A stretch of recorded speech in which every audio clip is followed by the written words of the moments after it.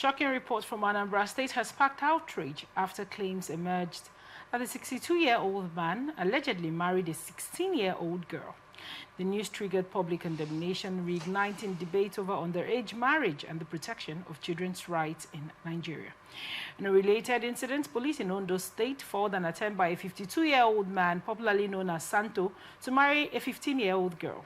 Acting on a tip-off from community leaders, officers stormed the venue, rescued the girl, and arrested the groom, his son, and the victim's father.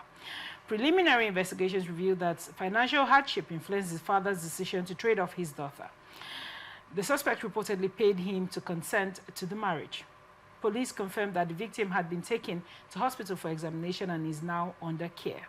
Authorities warned that child marriage remains a criminal offense and vow to prosecute those involved. Parents and guardians were urged to resist compromising their children's future for financial gain, stressing that poverty is no excuse to sacrifice a child's well-being.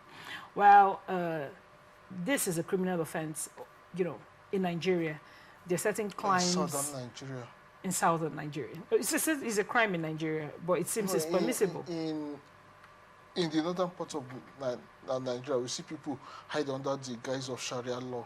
I mean, we have a high-ranking person, a former governor and a senator at one time married an underage, and nothing happened against it. And that was the person that I have in mind. I'm talking about was the then promoter of the Sharia law, so they could head under the religious law and cultural. So it seems more of a crime, just like bigamy. Bigamy is a crime in southern Nigeria. For those who don't know, bigamy is the crime of marrying two times. I mean, if you're married once, before you can contract another marriage, there should have been a divorce. Right. But some people, while still in marriage, amazingly, it happened recently, and nothing seems to have happened. I don't want to call it, and it's a very popular person. One from the Middle Belt, the two ladies are actually from southern Nigeria, south precisely.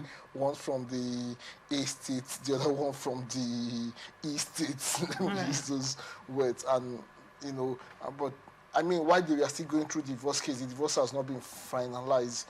We saw that the guy was already married to the other person, who is even sort of a lawmaker and all that. But that's the system we live in. But in spite of that, bigamy is a crime in Nigeria. So I'm saying that to what you're saying now. Right. And child marriage is a crime mainly in southern Nigeria. I'm not sure it's the same in the core north. Yeah.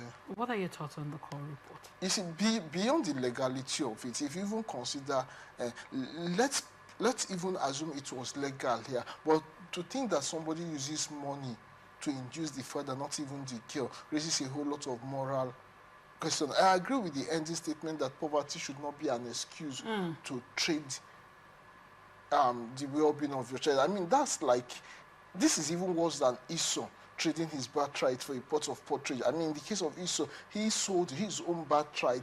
Here, the father to feed his worms. Yes, here he is selling the birthright of his child, not thinking what the future would hold for that child, not thinking what future has been denied that child. It's horrible. It's no excuse. And to those who think because you have money, you can use money to buy. For me, this is akin to buying a person. If you need a wife, go get an adult.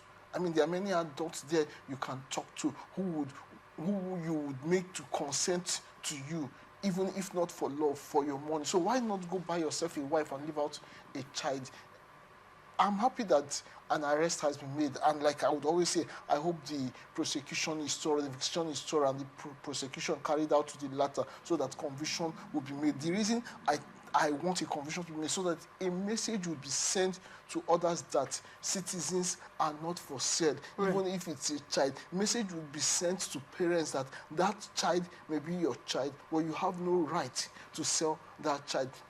That child, we are all looking forward to that child becoming something of a useful citizen in the future that will contribute to societal well-being. So don't trade off the child. Look for other means to solve your economic challenges. I didn't want to use the word woes, but look for ways to solve your economic situation. Right. Don't commoditize your children. Marriage shouldn't be a transaction, especially, I mean, if you can get into marriage transactionally, it's okay if that is what you want, if you are not coerced into it as a person, but don't do it for another human being, even if that person is your child, especially an underage. You took advantage of her because she had no say in it. You probably bullied her. You probably didn't think of the fact that this child has a future. You didn't think of the fact that this person you're selling her off to probably have children, like in the man and the son, that may even further abuse the child. You didn't even consider how they will treat this guy. I mean, because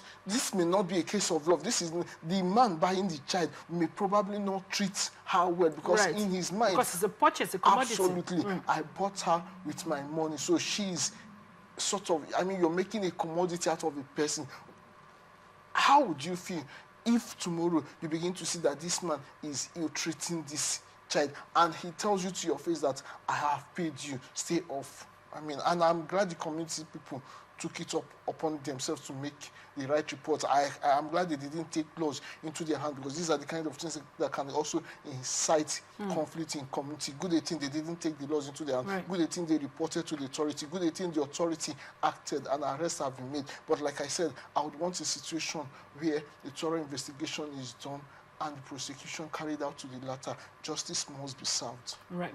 Now, you've mentioned that, you know, this is a punishable offense in the South. Court, The Anambra man that married a 16-year-old, he's yet to be arrested.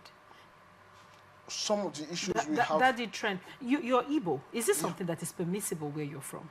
No, you see, both... For a 60-year-old man. Both legally and culturally, it's something people frown You know that in the northern part of Nigeria, technically, culturally, is an acceptable but process. Here in the south, Right. here, especially in the eastern Nigeria, it's not something people accept. I mean, in the days gone past, maybe in the days of our great-grandfather, there may have been time when a very old man married a young lady, but it was still something that was looked at, you know, it wasn't a wholesomely welcome thing. Then it's even more reprehensive now. It's not something that, so anywhere such a thing happen, people always wag their tongue, because it's not acceptable. It's not a cultural norm. It is not a legal norm. It is not something people appreciate. It is not cherished at all in the South. It is not who the Southeasterners are, no matter the situation. I mean, if that man is a responsible man, I mean the father, his kinsmen would rather rally around him than allow him trade off their daughter. Because in the Southeast,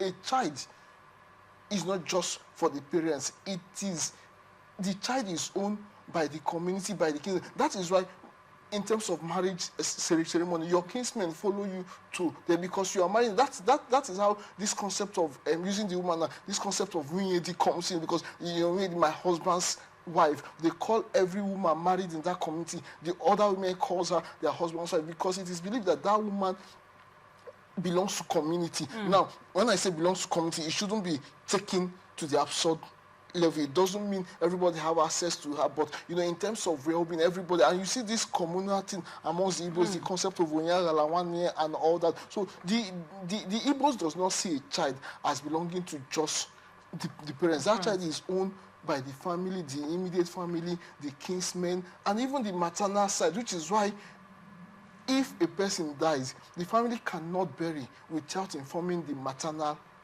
kinsmen, who would be there to perform, you know, some cultural rites. Cultural rites here, I don't mean some fetish religious, you know, just something as simple as approving the burial site. It's a way of consenting that, oh, this is our child. I mean, it's a way of saying that, okay, we know, there's an agreement that they know that, you know, the cause of the death was natural. You know, so why do you go that far? Because the child belongs to everybody. So this is not who the Igbos are. This is something alien, and it doesn't matter that this is committed by, I use the word commit now, committed by an adult. It still doesn't make it the culture of the people.